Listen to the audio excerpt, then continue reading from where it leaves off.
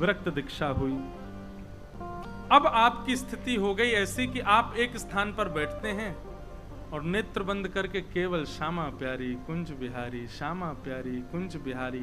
मैंने पहले भी कहा कि आपने कभी श्री राधा रानी को स्पष्ट नाम से नहीं पुकारा, आप सदैव श्यामा प्यारी कहते हैं। अब यहाँ पर भेद, लोग ऐसा मान सकते हैं कि हमारे हितरवंश महाप्रभु जी के भाव में तो श्री राधा और हरिदास, अब सबके अपने अपने भाव है, मत सबके सुनो, पालन उसी का करो जो आपकी गुरु परंपरा है। तो वहां पर श्री राधा स्पष्ट कहने की आज्ञा दी है, परंतु हमारे हरिदास परंपरा में स्पष्ट श्री राधा ना कहकर के श्यामा जू कहकर के संबोधित करते हैं। श्यामा प्यारी कुंज बिहारी, श्यामा प्यारी कुंज बिहारी, यही स्वामी श्री हरदास जी का नित्य कीर्तन है। आप नित्य रसिकोपासना में अब प्रवीण हो गए, प्रविष्ट हो गए।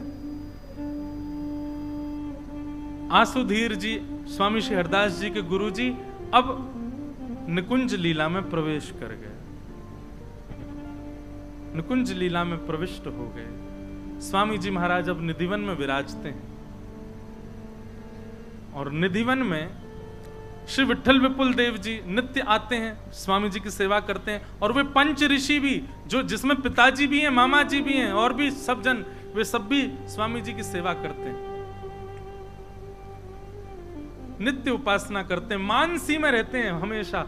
बंधुओं, ऐसा वर्णन आता है शिशिर ऋतु यानी कि भयंकर सर्दी का समय, और स्वामी जी मानसी में चले जाते हैं और स्वामी जी को प्रश्वेत आने लगता, पसीने आने लगते हैं, क्योंकि स्वामी जी अपनी मानसी में कोई ग्रीष्म ऋतु का चिंतन कर लेते हैं। स्वामी जी की ग्रीष्म ऋतु में यदि स्वामी जी शिशिर ऋतु का स्मरण कर लेते हैं, तुरंत आपको कंबल ओढ़ना पड़ता है, ठिठुरने लग जाते हैं। ऐसी ऋतु का प्रभाव उनके तन पर नहीं होता। मानसी में जैसी ऋतु, मानसी में जैसा समय, मानसी में जैसा भाव, वैसा स्वामी जी का रूप हो जाता है। विठल विपुल देव जी चरणों में आए और कहा, भगवान अब हमें भी आप विरक्त दीक्षा प्रदान करो। विठल विपुल देव जी को देख करके स्वामी जी महाराज प्रसन्न हो गए और आप श्री ने उनको भी विरक्त किया। अब स्थिति ऐसी है कि स्वामी जी नित्य रहते हैं निधिवन में और नित्य एक